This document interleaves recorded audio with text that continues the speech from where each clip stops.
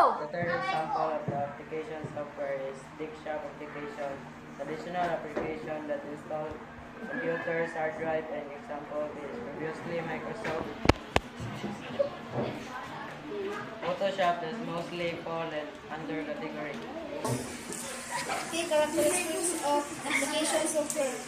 User-focused design to be user-friendly and allowing user to perform tasks efficiently.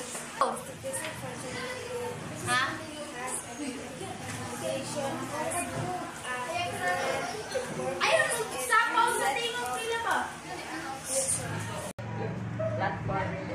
Sometimes some applications are specific to a particular operating system. Windows, Mac, OS, Android will other cross-platform.